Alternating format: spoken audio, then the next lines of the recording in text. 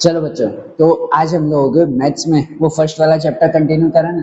भाई हमारा पहला चैप्टर नंबर सिस्टम के बारे में समझ रहा था। पहली दो एक्सरसाइज हमने समझी थी कि जिसके अंदर बेसिक रैशनल इरेशनल नंबर्स के बारे में हमने समझा था कि रैशनल इरेशनल नंबर किसे कहते हैं। और कल हमने 1.3 एक्सरसाइज शुरू की थी जिसमें कल समझा था डेसिमल एक्सपेंशन के बारे में। डेसिमल एक्सपेंशन कि कोई भी फ्रैक्शन को डेसिमल में कैसे कन्वर्ट करते हैं और फिर उसके कौन से टाइप आते हैं। कल याद है समझा था हमने terminating and non terminating decimal, समझा था कि नहीं। अब उसी पॉइंट को आगे कंटिन्यू करना है। कल 1.3 में हमने फर्स्ट एंड सेकंड क्वेश्चन समझा था, अब थर्ड क्वेश्चन से शुरू करना है हम। तो ये ध्यान से समझना, कल हमने जो डेसिमल एक्सपेंशन के बारे में समझा था उस डेसिमल एक्सपेंशन के टाइप हमने समझे थे कि जब हम फ्रैक्शन को डेसिमल में कन्वर्ट करते हैं तो अगर पूरा आंसर मिल जाए, कंप्लीट आंसर मिल जाए, रिमाइंडर जीरो रह जाए, तो उसे हम लोग कहते हैं टर्मिनेटिंग डेसिमल। कल समझा था ना, ये क्या कहते हैं, टर्मिनेटिंग डेसिमल कहते हैं।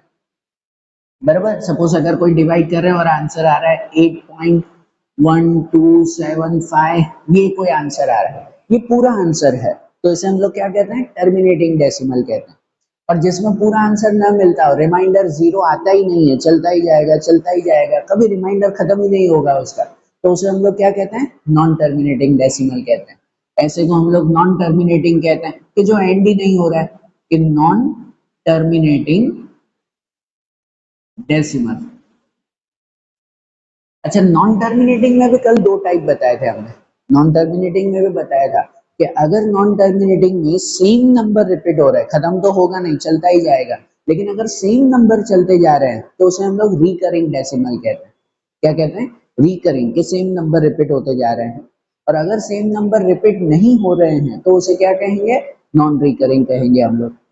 ऐसा ही था ना उसमें, बराबर ना, कि नॉन टर्मिनेटिंग डेसिमल के उसमें एक आता है रिकरिंग डेसिमल, कि रिकरिंग डेसिमल कहते हैं कि जिसके अंदर सेम नंबर रिपीट हो रहे हैं, रिकरिंग डेसिमल। कि सपोज ऐसे हो रहा है कि 7.191919 ऐसे नंबर सेम, जस्ट एक एग्जांपल है कि अगर सेम सेम नंबर रिपीट हो रहे हैं तो वो रिकरिंग डेसिमल कहलाता है, और सेम नंबर रिपीट नहीं हो रहे हैं तो उसे कहते हैं हम लोग नॉन रिकरिंग डेसिमल। कि सेम नंबर नहीं आ रहे हैं, वो अलग अलग नंबर आ रहे हैं। तो भाई सपोज ऐसा हो रहा है कोई कि 5.18723492 और ऐसे चलता ही जा रहा है चलता ही जा रहा है चलता ही जा रहा है, कोई सेम नंबर रिपीटेशन नहीं है, क्या कहेंगे, नॉन टर्मिनेटिंग कहेंगे। कल समझा था ना। ये फिर से इसलिए बता रहा हूँ क्योंकि कल जो हमने ये पॉइंट समझे थे, अब इसको हमें कनेक्ट करना है रैशनल और इरेशनल नंबर्स के अकॉर्डिंग। हमारा चैप्टर उसी के ही बारे में है, नंबर सिस्टम जो चल रहा है उसमें रैशनल इरेशनल समझ रहे हैं। तो रैशनल जो हमने पहले बताया था कि रैशनल नंबर मतलब जिसको हम पी अपॉन क्यू में लिख सके, जिसको फ्रैक्शन में लिख सकते हो, पी अपॉन क्यू में लिख सकते हो, तो वो रैशनल कहलाता है। ऐसा ही था ना उसमें, बरोबर ना। अच्छा, तो कोई भी डेसिमल हो तो डेसिमल को भी तो लिख सकते हैं ना हम लोग, लिख सकते हैं कि नहीं, तो उसके हिसाब से इसका क्लासिफिकेशन भी होता है। पहले आप लोग ऐसे समझ लो कि जो टर्मिनेटिंग डेसिमल्स होते हैं ना, टर्मिनेटिंग डेसिमल, उस टर्मिनेटिंग डेसिमल को हम लोग रैशनल नंबर ही कहते हैं। क्या कहते हैं, रैशनल नंबर ही कहते हैं जो टर्मिनेटिंग डेसिमल है। अच्छा, जो नॉन टर्मिनेटिंग डेसिमल है उसमें रिकरिंग नॉन रिकरिंग दोनों आता है, तो उसमें जो रिकरिंग डेसिमल है वो भी रैशनल नंबर कहलाता है। वो भी क्या कहलाता है, रैशनल नंबर कहलाता है, जो टर्मिनेटिंग है, सॉरी जो रिकरिंग है। और जो नॉन रिकरिंग है, सिर्फ कि जिसमें सेम नंबर रिपीट नहीं हो रहे हैं, वो नॉन रिकरिंग होता है हमारा इरेशनल नंबर। वो नॉन रिकरिंग इरेशनल नंबर हमारा कहलाया। बता रही है ध्यान। तो पॉइंट हमारा वैसे बनता है ना कि जो टर्मिनेटिंग है वो रैशनल है, नॉन टर्मिनेटिंग में रिकरिंग वो भी रैशनल है, और जो नॉन रिकरिंग है वो इरेशनल है। अब बात यहाँ पे आती है जो हमने पहले बताया था कि कोई भी रैशनल नंबर होता है उसे हम लोग P अपॉन क्यू फॉर्म में लिख सकते हैं, P अपॉन क्यू फॉर्म में, के फ्रैक्शन में लिख सकते हैं, और जो इरेशनल है उसे P अपॉन क्यू में नहीं लिख सकते। मतलब सपोज अगर इसे हम रैशनल कहते हैं तो इसको P अपॉन क्यू में लिख सकते हैं, हाँ बिल्कुल लिख सकते हैं। कि इसको अगर फ्रैक्शन में लिखना हो तो वो तो हम पहले स्टैंडर्ड से भी पढ़ते आ रहे हैं, मतलब आगे के स्टैंडर्ड में भी हमने पढ़ा है कि 8.1275 उसको P अपॉन Q में लिखा जाता है, 100% लिखा जाता है। कैसे लिखा जाता है इसको? तो इसको हम लोग लिख सकते हैं ऐसे कि भाई अगर पॉइंट हटा दो, पूरा नंबर लिख दो कि 81275 और अपॉन में पॉइंट के बाद कितने डिजिट हैं? 1 2 3 4, 4 डिजिट है, तो फिर 1 के पीछे 4 जीरो अपॉन 10,000 हो गया ना। ये P अपॉन Q में लिख सकते हैं ना। हाँ, रिड्यूस होता हो, कट होता हो तो कट करेंगे, पर ठीक है अभी कट नहीं करना है। तो कोई भी टर्मिनेटिंग है तो उसको हम P अपॉन Q में लिख सकते हैं। कोई अगर दूसरा एग्जांपल भी समझो, सपोज अगर टर्मिनेटिंग डेसिमल में कोई नंबर है ऐसा कि 2.75, बस डिवाइड खत्म हो गया 2.75, तो ये भी टर्मिनेटिंग है, तो इसको भी तो रैशनल नंबर है, मतलब P अपॉन Q में लिख सकते हैं ना। तो लिख सकते हैं 2.75 लिख सकते हैं कैसे? 275 अपॉन 100, बराबर। तो देखो टर्मिनेटिंग है वो रैशनल कहलाया, उसको P अपॉन Q में लिख सकते हैं। अच्छा, नॉन टर्मिनेटिंग में जो नॉन रिकरिंग है, सेम नंबर रिपीट नहीं है, वो इररेशनल है। वो इररेशनल है मतलब इसको P अपॉन Q में नहीं लिख सकते, वो तो कंफर्म है। इसको कैसे लिखेंगे P अपॉन Q में? इसकी तरह लिखा ही नहीं जाता है। पर हमारा मेन क्वेश्चन आज का ये है कि ये जो रिकरिंग डेसिमल है जिसमें सेम नंबर रिपीट हो रहा है और खत्म तो हो ही नहीं रहा है, ये भी रैशनल नंबर है, इसको कैसे P अपॉन Q में लिखें? अगर ये रैशनल है तो इसको P अपॉन Q में हम लोग कैसे लिखेंगे, वो आज की मेथड हमें सीखनी है। ये जो इतना इंट्रोडक्शन दिया वो इसके लिए है। ये जो है वो लॉजिक्स ध्यान से समझना बेटा, क्योंकि आगे काम आएगा। कि ये जो नॉन टर्मिनेटिंग रिकरिंग है उसे भी हम रैशनल बोल रहे हैं, तो अगर ये रैशनल है तो इसको P अपॉन Q में कैसे लिखें हम लोग? अगर खाली 8.1275 था तो पूरा लिख दिया कि पॉइंट के बाद 4 डिजिट है तो नीचे 4 जीरो, पॉइंट के बाद 2 डिजिट है तो नीचे 2 जीरो। यहाँ तो पॉइंट के बाद खत्म ही नहीं हो रहा है, कितने जीरो लगाए हम लोग?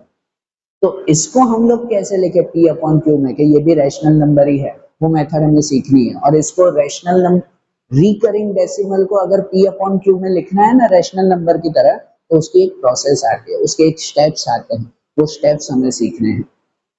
ठीक है।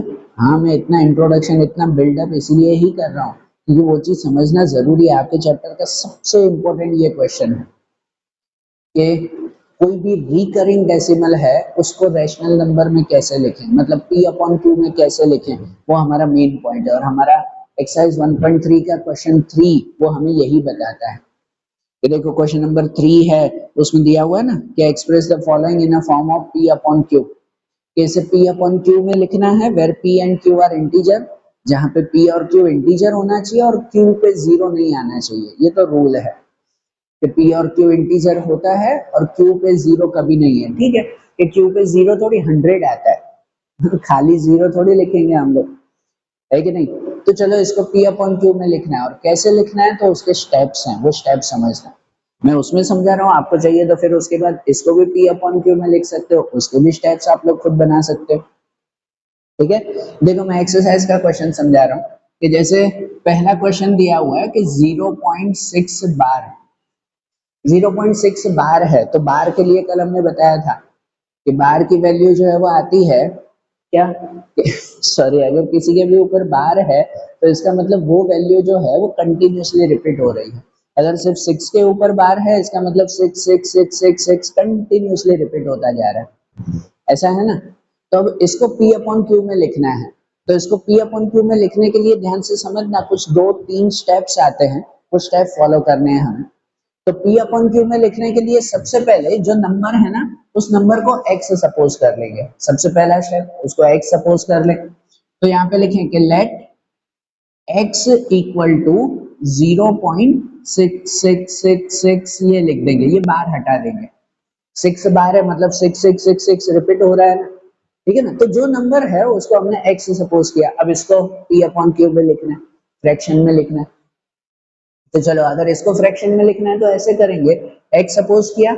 अब इसमें स्टेप ऐसे आता है कि सबसे पहले कितने नंबर रिपीट हो रहे हैं, कितने डिजिट रिपीट हो रहे हैं, एक, सिर्फ 6 ही ना, कितनी बार रिपीट हो रहे हैं वो नहीं है, वो तो एंड ही नहीं है, कितनी बार रिपीट हो रहे हैं, कितने डिजिट रिपीट हो रहे हैं वो बताओ। एक ही डिजिट रिपीट हो रहा है, सिर्फ 6, तो अगर एक डिजिट रिपीट हो ना तो इस नंबर को 10 से मल्टीप्लाई करना है। किससे मल्टीप्लाई करना है? 10 से। अगर एक डिजिट जो है वो रिपीट हो रहा है तो, अगर दो डिजिट रिपीट हो रहे हैं तो 100 से मल्टीप्लाई करेंगे। सपोज अगर 191919 दो दो रिपीट हो रहे हैं तो 100 से मल्टीप्लाई करो। तीन तीन रिपीट होते हो तो 1000 से मल्टीप्लाई करो। चार चार रिपीट होते हो तो 10,000 से मल्टीप्लाई करो। बराबर ना? जितने नंबर रिपीट होते हो उतने जीरो से हमें मल्टीप्लाई करना है। यहाँ एक ही डिजिट जो है वो रिपीट हो रहा है तो हम लोग इसको किससे मल्टीप्लाई करेंगे? 10 से। और 10 से मल्टीप्लाई करने के लिए जो इक्वल टू करके लिखा है ना, वो दोनों साइड हम 10 10 से मल्टीप्लाई करेंगे, दोनों तरफ। तो यहाँ पे लिखेंगे कि multiply by 10 to both sides, कि दोनों साइड हम 10 से मल्टीप्लाई करें। तो इसको 10 से मल्टीप्लाई करो तो वो क्या हो जाएगा? वो हो जाएगा 10x। इसको 10 से मल्टीप्लाई करो तो क्या हो जाएगा? तो इसको 10 से मल्टीप्लाई करो ना तो ये डेसिमल एक डिजिट आगे जाएगा। क्या होगा? एक डिजिट आगे जाएगा ना, मतलब 0.6 है, उसको मल्टीप्लाई करेंगे तो 6.6666 ऐसे हो जाएगा। होगा कि नहीं? वैसे 10 है तो एक डिजिट आगे जाएगा, 100 होता तो डेसिमल दो डिजिट आगे जाता फिर। और आगे का जीरो नहीं लिखते, पीछे का जीरो ठीक है, आगे का जीरो यहाँ नहीं लिखना है। बरोबर ना? तो 10 है, एक डिजिट आगे जाएगा, 6.666 ये हो जाएगा। मल्टीप्लाई हो गया पहला स्टेप। अब दूसरे स्टेप में जो आंसर आया है ना उसको क्वेश्चन के साथ सब्ट्रैक्ट करेंगे। ये स्टेप है बेटा कि पहले मल्टीप्लाई किया, अब दूसरा सब्ट्रैक्ट करना है। इसको इसके साथ सब्ट्रैक्ट करना है, इसको इसके साथ सब्ट्रैक्ट करना है। अब यहाँ पे लिखेंगे कि सब्ट्रैक्शन ऑफ देम। देम मतलब सिंपल समझ जाएंगे कि भाई इन दोनों को हमें सब्ट्रैक्ट करना है, कि इन दोनों का सब्ट्रैक्शन करें। कि देखो इक्वल टू के इस तरफ दोनों को सब्ट्रैक्ट करें, इक्वल टू के इस तरफ दोनों को सब्ट्रैक्ट करें। तो यहाँ पे लिखें कि इसको इससे माइनस करना है कि 10x माइनस x, 10x को x से माइनस, और इसको इससे माइनस करना है कि 6.6666 चलता ही जा रहा है, उसको माइनस करेंगे 0.6666 उससे। बराबर ना? इसको इससे माइनस। तो चलो माइनस करके अब आंसर लिखें। तो 10x को x से माइनस करें, क्या हो जाएगा? आंसर हो जाएगा 9x। 10x minus x 9x। और इसको इससे माइनस करें कि इससे माइनस करें कि 6.6666 वो चलता जा रहा है, और उसको माइनस करें 0.666 से, तो क्या बचेगा? तो देखो इसका माइनस करें तो पॉइंट के बाद तो सब 6 है, वो तो 0 0 ही हो जाएंगे सब 6 कट, और पॉइंट के इस तरफ 6 माइनस 0 6 बचेगा। कितना बचा आंसर? सिर्फ 6.00, मतलब 6 ही हुआ ना। तो इन दोनों का माइनस वो बचा हमारा 6। बराबर? और अब फाइनली जो x ढूंढना है तो ये 9 को यहाँ डिवाइड में ले जाएंगे, कि 9x मल्टीप्लाई में है तो 9 को डिवाइड में ले जाए, बेसिक कैलकुलेशन। तो मतलब x इक्वल टू मिल जाएगा 6/9, ये p अपॉन q में हो गया, क्योंकि हमने इस नंबर को x ही सपोज किया था, वो x को फ्रैक्शन में लिख दिया ना हमने। हाँ, कट होता हो तो हम कट भी कर सकते हैं, कि जैसे दोनों 3 3 की टेबल से कट होते हैं, तो अगर 3 3 से कट कर दो तो ये हो जाएगा 3 2 जा, ये हो जाएगा 3 3 जा, मतलब x इक्वल टू मिल जाएगा हमें कितना? 2/3 मिल जाएगा ना, 2/3। ये हमें p अपॉन क्यू में मिला, कि इसका p अपॉन क्यू फॉर्म ये आया। अब ये अगर अजीब लग रहा हो तो आप लोग क्रॉस चेक कर सकते हो कि 2/3 क्या बरोबर आंसर है। आप लोगों को चाहिए तो आप रफ में क्रॉस चेक करो कि 2/3 आया तो 2 डिवाइड बाय 3 कर सकते हैं। क्या कर सकते हैं? 2 डिवाइड बाय 3, तो 2 डिवाइड 3 करो, 3 की टेबल में 2 तो नहीं आता, तो क्या करेंगे? 0 पॉइंट, यहाँ पर भी 0 करें, क्रॉस चेक करेंगे ना हम लोग। तो 3 की टेबल में 20 से कम, तो 3 6 जा 18, 2 बचेगा फिर 0, फिर 3 6 जा 18, फिर 2 बचेगा 0, फिर 3 6 जा 18, फिर 2 बचेगा 0। ऐसा ना, ये तो चलता ही रहेगा ना 666। तो देखो हमने 2/3 को डिवाइड करो तो आंसर वही मिला ना, 0.66666। बराबर? तो मतलब इसका p अपॉन क्यू फॉर्म ये करेक्ट है ना। तो देखो कोई भी रिकरिंग डेसिमल होता है उसको हम करेक्ट p अपॉन क्यू में लिख सकते हैं। इसी वजह से रिकरिंग डेसिमल एक तरह का क्या कहलाता है? रैशनल नंबर कहलाता है, क्योंकि उसको p अपॉन क्यू में लिख सकते हैं हम। ठीक है, वो लिखने के लिए ये स्टेप फॉलो करने पड़ेंगे, सिंपल। ठीक है, इनिशियली आप ये स्टेप सीखो, प्रैक्टिस हो गई तो इसको ओरली भी आप लोग कर सकते हो कि इसका आंसर सीधा ये लिख सके, वो ओरली भी हो सकता है, और इनिशियली आप लोग प्रैक्टिस करो कि पहले एक बार मल्टीप्लाई करना है, एक नंबर हो तो 10 से मल्टीप्लाई, दो नंबर हो तो 100 से मल्टीप्लाई, तीन हो तो 1000 से मल्टीप्लाई। एक बार मल्टीप्लाई करना है, दूसरी बार उसको माइनस करना है, और माइनस करके जो आंसर मिले वो हमारा पी अपॉन क्यू फॉर्म है कि नहीं। कोई भी नंबर को कर सकते हो, जैसे अगर ये भी मैंने एग्जांपल लिखा था, ये जस्ट एग्जांपल हो गया अब हमारा, ये 7.191919 है, तो उसको पहले x सपोज कर लो कि लेट x इक्वल टू 7.191919 ऐसे है, बराबर। और फिर इसमें 1919 दो दो नंबर रिपीट हो रहे हैं, तो 10 100 से मल्टीप्लाई करेंगे, दो नंबर हैं तो मल्टीप्लाई बाय 100, 100 से मल्टीप्लाई करें तो इसको 100 से मल्टीप्लाई करें, ये 100x हो जाएगा, इसको 100 से मल्टीप्लाई करें तो दो डिजिट आगे जाएगा, दो डिजिट आगे मतलब यहाँ की जगह यहाँ 9 के बाद पॉइंट लगेगा, 719.191919 ऐसे चलेगा, 100 है दो डिजिट आगे जाएगा ना, 719.1919। और अब इन दोनों का माइनस, अब इनका सब्ट्रैक्शन करें, क्या अब अगर इनका सब्ट्रैक्शन करें तो ये 100x में से x माइनस होगा, 100x में से x, और इसमें से ये 719.1919 उसमें से 7.1919 वो माइनस होगा, तो 100x में से x जाएगा वो 99x, और इसमें से ये माइनस करें तो देखो पॉइंट के बाद तो 1919 कट ही हो जाएगा, पॉइंट के आगे 719 में से 7 जाएगा तो बचेगा 712, बराबर। एंड फाइनली ये 9 आएगा यहाँ पर डिवाइड में, 99 डिवाइड में, तो x इक्वल टू 712 अपॉन 99, बराबर। ये मिल गया हमारा p अपॉन क्यू फॉर्म, बता रही है ध्यान, हुआ ना इसका भी p अपॉन क्यू फॉर्म में, मतलब इसका अगर आंसर लिखो तो इसका आंसर मिल जाता है 712 अपॉन 99, इसको भी p अपॉन क्यू में लिखा जा सका है, मतलब इसलिए ये रैशनल नंबर है, ठीक है ना। आपको क्रॉस चेक करना हो, आप क्रॉस चेक कर सकते हो कि 712 डिवाइड 99 करो, देखो आपका यही आंसर मिलेगा फिर, अरे बात ध्यान, ठीक है। ये मेथड समझना बेटा आपकी टेक्स्ट बुक की, और इवन जब भी नंबर सिस्टम की बात आएगी तो ये मेथड बहुत काम आती है, पक्का समझ आया। रिकरिंग को कैसे पी अपॉन क्यू में लिखते हैं, आया ना, लिख लो। चलो ये क्वेश्चन 3 का फर्स्ट लिख दो, फिर उसके बाद जो सेकंड थर्ड क्वेश्चन है वो अब हम लोग देखें इसी मेथड से, ठीक है ना, लिख दो इसे।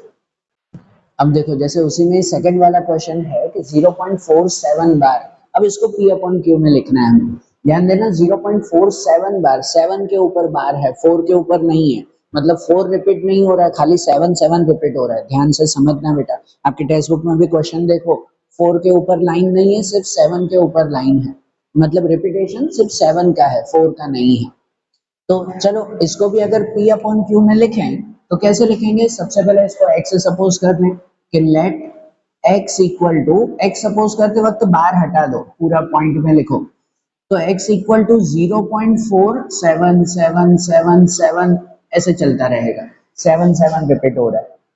अब x सपोज किया तो दूसरा काम क्या करता है, अब इसको मल्टीप्लाई करना है, किससे मल्टीप्लाई करें, 10 100 1000 किससे मल्टीप्लाई करना है, तो देखो यहाँ पर भी एक ही नंबर रिपीट हो रहा है, सिर्फ 7 रिपीट है, 4 रिपीट नहीं है, अगर एक ही डिजिट रिपीट होता हो तो 10 से मल्टीप्लाई करना है, दो डिजिट होते हो तो 100 से करेंगे हम लोग, बराबर ना। सिर्फ एक डिजिट रिपीट हो रहा है मतलब 7 7 7, तो 10 से मल्टीप्लाई करेंगे इसे, तो चलो यहाँ पर हम मल्टीप्लाई लिखें, तो लिखें कि मल्टीप्लीकेशन या multiply by 10 to both side, कि दोनों तरफ जो है वो 10 से मल्टीप्लाई करें, तो इसको 10 से मल्टीप्लाई करें वो हो जाएगा 10x, और इसको 10 से करें तो ये डेसिमल एक आगे जाएगा, एक आगे जाएगा मतलब यहाँ हो जाएगा 4.7777 ऐसे चलेगा, बराबर।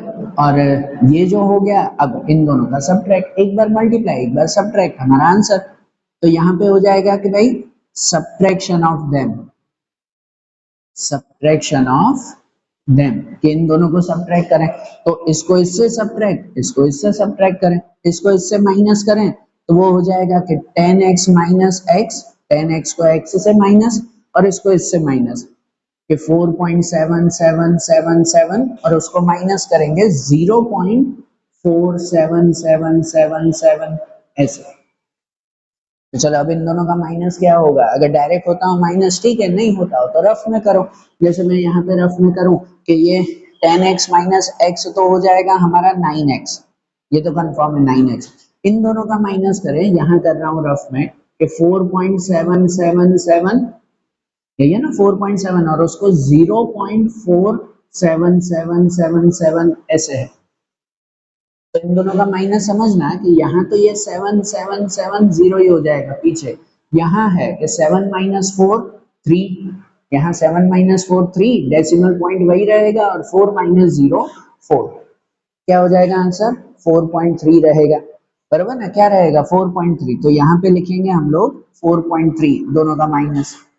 एंड फाइनली x ढूंढने के लिए 9 कहाँ ले जाएंगे हम लोग, डिवाइड में, कि 9 डिवाइड में ले जाएं, मतलब कि x इक्वल टू हो जाएगा 4.3 अपॉन 9, ये हो जाएगा ना, ये हमारा p अपॉन क्यू में मिला।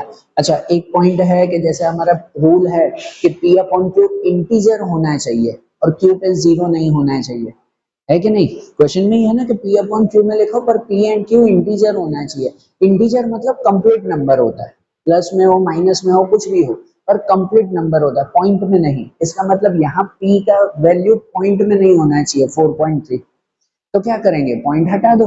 पॉइंट हटाने के लिए क्या करते हैं, अगर इसका पॉइंट हटा दोगे तो पॉइंट के बाद एक डिजिट है ना, तो वो एक जीरो नीचे लग जाता है कि नहीं, पॉइंट के बाद एक डिजिट है तो नीचे 10 लग जाता है ना, एक जीरो लग जाता है, पॉइंट के बाद दो डिजिट हो तो नीचे 100 लग जाते हैं, है कि नहीं, ये तो बेसिक मैथ्स है। तो मतलब हमें जो p अपॉन क्यू में लिखना है तो आंसर तो ये मिल गया, चलो p अपॉन क्यू में कि ये 4.3 और अपॉन ये 9, लेकिन जो रूल है कि p और q इंटीजर पूरे नंबर मिलने चाहिए, तो इसलिए पॉइंट हटाना पड़ेगा, और पॉइंट हटाएंगे तो आंसर मिलेगा हमें कि ऊपर 43 और अपॉन अपॉन हो जाएगा 90, 9 तो है, पॉइंट का एक जीरो लग जाएगा, ये हमारा आंसर हुआ कि भाई ये 4.7 बार उसका p अपॉन क्यू क्या होगा, तो 43 अपॉन 90 होगा। बताइए ज्ञान, रूल समझना है बेटा अच्छी तरह से। फिर वैसे ही थर्ड वाला है कि अब थर्ड क्वेश्चन में दिया हुआ है कि 0.001 बार, ये है कि 0.001 बार, अब जो बार है वो तीनों के ऊपर है 001, तो इसका मतलब ये तीनों रिपीट हो रहे हैं 001 001 001, तीनों रिपीट हो रहे हैं, तब उसके हिसाब से हम सॉल्व करेंगे। चलो वैसे सॉल्व तो वैसे ही करेंगे, सबसे पहले तो इसको x सपोज कर लें कि लेट x इक्वल टू 0.001 वैसे ही रिपीट होगा ना, तीन तीन नंबर रिपीट हो रहे हैं हमारे, और अब मल्टीप्लाई, कि तीन नंबर रिपीट हो रहे हैं, किससे मल्टीप्लाई करेंगे, तो तीन नंबर रिपीट हो रहे हैं तो 1000 से मल्टीप्लाई करना है, किससे करना है मल्टीप्लाई, 1000 से, बराबर। तो चलो इसको 1000 से मल्टीप्लाई करें, यहाँ पे लिखें कि मल्टीप्लाई या multiplication by 1000 to both side, कि दोनों तरफ हम लोग 1000 से मल्टीप्लाई करते हैं, तो दोनों तरफ करें, यहाँ पर भी और यहाँ पर भी, तो इसको अगर 1000 से मल्टीप्लाई करेंगे तो वो हो जाएगा 1000x, बराबर ना, 1000x होगा, और इसको अगर हम 1000 से मल्टीप्लाई करें तो ये पॉइंट 3 डिजिट आगे जाएगा, कितने डिजिट, 3 डिजिट आगे जाएगा हमारा, है ना, 1000 है तो 3 डिजिट आगे, मतलब यहाँ पे है तो यहाँ यहाँ यहाँ पे पहुंचेगा, आगे के जीरो भले मत लिखो, पीछे के लिखना, आगे के भले मत लिखो, तो यहाँ हो जाएगा 1.001 ऐसे चलेगा हमारा, यही हुआ ना, दोनों साइड 1000 से मल्टीप्लाई। चलो अब 1000 से मल्टीप्लाई हो गया, आप क्या करें, तो अब सब्ट्रैक्ट करें, माइनस करें, इसको इससे माइनस करें, इसको इससे माइनस करें, तो अब यहाँ पे लिखें कि subtraction of them, subtraction of them, तो सब्ट्रैक्शन ऑफ देम इसको इससे माइनस करते हैं, तो यहाँ हो जाएगा 1000x माइनस x, 1000x को x से माइनस और इसको इससे माइनस, कि 1.001001, उसको माइनस 0.001001, तो यहाँ दोनों का माइनस करेंगे, 1000 में से x जाएगा, कितना बचेगा 999x, 1000 में से x जाएगा तो 999, और इक्वल टू इसको इससे अगर माइनस करेंगे तो क्या बचेगा, डायरेक्ट होता हो तो डायरेक्ट करो, नहीं तो रफ में करो कि 1.001001 माइनस 0.001001, तो देखो पॉइंट के बाद तो 0000 ही हो जाएगा, क्योंकि 1100 सब कट हो जाएंगे, और यहाँ पे 1 माइनस 0 तो 1 माइनस 0 1 बचेगा, मतलब यहाँ पर हमारा कौन सा आंसर बचेगा, सिर्फ 1 1 ही बचा ना सिर्फ, और फिर फाइनली x से ढूंढना है तो 999 हो जाएगा डिवाइड में, तो मतलब x इक्वल टू मिल जाएगा हमें 1/999, ये मिला ना p अपॉन क्यू फॉर्म में। आपको क्रॉस चेक करना हो तो क्रॉस चेक कर लो कि 1/999 करो, आपको यही आंसर मिलेगा 0.001001। आई बात ध्यान, तो देखो भाई कोई भी रिकरिंग नंबर हो, रिकरिंग डेसिमल हो, तो उसको p अपॉन क्यू में कैसे लिखना है वो समझ में आ रहा है ना, ये मेथड याद रखना बेटा अच्छी तरह से, नोट कर लो, सेकंड और थर्ड भी नोट कर लो, फिर जो क्वेश्चन 3 देखा ना वैसे क्वेश्चन नंबर 4 समझे, हाँ क्वेश्चन 4 समझे इसी मेथड से है, सिंपल सी थियरी है एक, उसमें समझते हैं वो भी उसे, देखो अब उसके बाद समझे ना, अच्छा एक उसके बाद हम लोग ये पॉइंट समझे, पर उससे पहले एक पॉइंट समझे, जनरली आपको पता है आपके एग्जाम में मार्क्स आते हैं, तो कभी कभार आपके मार्क्स आए, सपोज किसी के जो है वो मार्क्स आ रहे हैं कि 75.99 ऐसे कुछ जो है वो परसेंटेज आ रहे हैं, अब 75.99 परसेंटेज आ रहे हैं, तो आप जब जो है वो किसी से बात करते हो, जनरली किसी से अगर जो है वो बात करते हो कि 75.99 परसेंटेज हैं, तो क्या आप एग्जैक्ट यही नंबर बोलते हो, कि फिर ज्यादातर आप ये बोलते हो कि नहीं नहीं मेरे तो 76 परसेंटेज आ गए, कि मेरे तो 76 परसेंटेज आए हैं, आप ऐसे बात करते हो कि 75.99 ही कहते हो, क्या कहते हैं, जनरली ज्यादातर जब भी ऐसा कोई पॉइंट आता है तो हम लोग यही कहते हैं कि नहीं नहीं 76 परसेंटेज है, तो ये 0.1 कहाँ जाता है फिर, तो 0.01 परसेंटेज हमने कहाँ बढ़ा दिया, कि 99 का हमने राउंड फिगर करके 76 कर देते हैं, क्यों करते हैं राउंड फिगर, क्योंकि हमारा नंबर सिस्टम ही वैसा बना हुआ है, उसका ही रीजन एक थियरिकली यहाँ पर है, हमारा नंबर सिस्टम ही वैसा बना हुआ है कि अगर कोई भी डेसिमल के पीछे 999 ऐसा अगर कोई नंबर है तो वो ऑलमोस्ट राउंड फिगर हो जाता है, उसकी वैल्यू कंप्लीट हो जाती है, ठीक है ना, 0.01 वैल्यू जो है वो एक नेचुरल राउंड फिगर में हम लोग काउंट करते हैं, कैसे, तो उसका प्रूफ यहाँ पर है हमारे क्वेश्चन 4 में, देखो जैसे कि क्वेश्चन नंबर 4 है आपकी टेक्स्ट बुक, देखो उसमें दिया हुआ है कि express 0.9999 in a form of p upon q, ये जो 0.999 है इसको p अपॉन q में लिखना है हमें, तो चलो इसको p अपॉन q में अभी जैसे मेथड समझी कि रिकरिंग नंबर है, सेम नंबर है, तो p अपॉन q में लिख सकते हैं, लिखें इसको, फिर लिखा हुआ है कि are you surprise by your answer, फिर आंसर चेक करो कि कुछ सरप्राइज मिल रहा है या कुछ अजीब लग रहा है, and with your teacher and classmate discuss why the answer make sense, तो ये आंसर क्यों करेक्ट है, क्या सरप्राइज है वो डिस्कस करो, तो चलो मैं भी थोड़ा सा समझाने की कोशिश करूंगा, मे भी आपको वो समझ में आए तो अच्छी बात है, चलो ठीक है ना, मैं भी कुछ ट्राई करूंगा एक बात बताने की, तो यहाँ पर 0.9999 है, पहले तो p अपॉन q में लिखें, जैसे अभी मेथड देखी उसी मेथड से हम लोग इसे ट्राई करें, तो चलो अब उसी मेथड से ट्राई करें ना, तो क्या करेंगे, सबसे पहले इसको x सपोज करते हैं, तो वही कि लेट x इक्वल टू 0.9999 यही रिपीट हो रहा है, फिर क्या करते हैं मल्टीप्लाई करते हैं, किससे मल्टीप्लाई करें हम लोग, एक ही नंबर रिपीट हो रहा है 999, तो 10 से मल्टीप्लाई करते हैं, तो यहाँ पे लिखें कि मल्टीप्लीकेशन, मेथड तो वही ना जो अभी हमने किया, multiplication by 10 to both sides, कि दोनों तरफ जो है वो हम लोग 10 से मल्टीप्लाई करें, तो इसको 10 से मल्टीप्लाई करो वो हो जाएगा 10x, इसको 10 से करो एक डिजिट आगे जाएगा, मतलब कि 9.9999 ऐसे हो जाएगा, हो गया कि नहीं, और अब इन दोनों को subtract, subtraction of them, subtraction of them, तो इसको इससे अगर सब्ट्रैक्ट करें तो ये हो जाएगा 10x माइनस x, और इसको इससे सब्ट्रैक्ट करें तो वो हो जाएगा 9.9999, उसको माइनस 0.9999, और अगर हम सब्ट्रैक्ट करें तो 10x को x हो जाएगा, क्या हो जाएगा 9x, 10x माइनस x, और इसको इससे माइनस करें तो 9.9999 चल रहा है, उसको माइनस 0.9999 इनसे माइनस करें तो क्या आ जाएगा, दोनों का माइनस।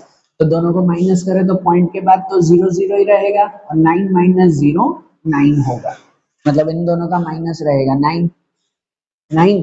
तो अब ये 9 अगर हम डिवाइड में ले जाएं तो x इक्वल टू मिल जाएगा 9/9, और 9 डिवाइड बाय 9 दोनों को कट करें, दोनों 9 9 से ही कट हो जाएंगे, तो x इक्वल टू मिलेगा 1।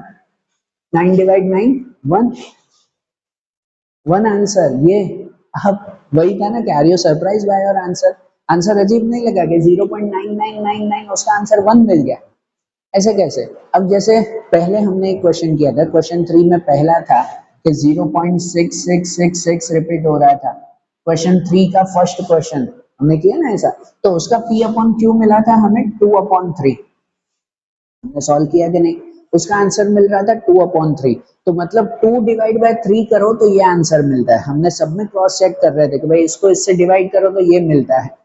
अब इसका आंसर मिला 1, तो मतलब 1 डिवाइड करो तो 0.999 मिलता है, कि जो आंसर मिला उसका आंसर ये होता है।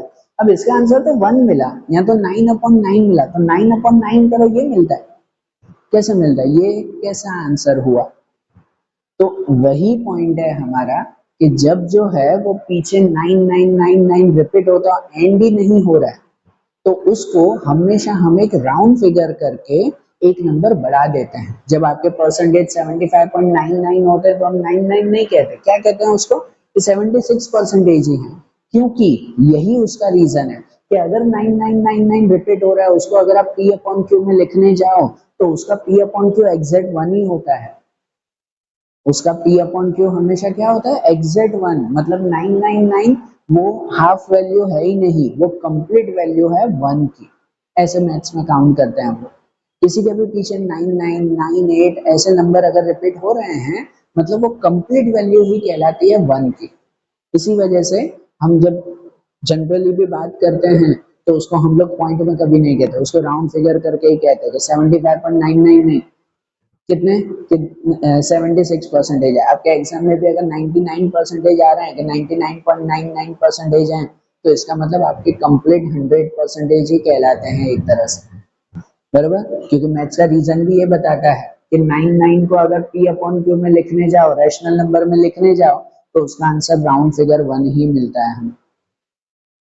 बताइए, ध्यान ध्यान से समझना बेटा, एक बार ध्यान से ये क्वेश्चन समझ, ठीक है। चलो अब ये आज यही हमने देखा, क्वेश्चन 3 एंड 4 मेन मेथड समझिए हमारी टेक्स्ट बुक की, कि p/q फॉर्म में हमें कैसे लिखना है वो याद रखना। अब जो बाकी के क्वेश्चन है 1.3 के, एक्सरसाइज 1.3 के जो बाकी के क्वेश्चन है वो सब थियरी क्वेश्चंस हैं, उसमें प्रैक्टिकल नहीं थियरी है, तो वो थियरी क्वेश्चन अब हम लोग नेक्स्ट वीडियो में समझेंगे। ओके, चलो, थैंक यू।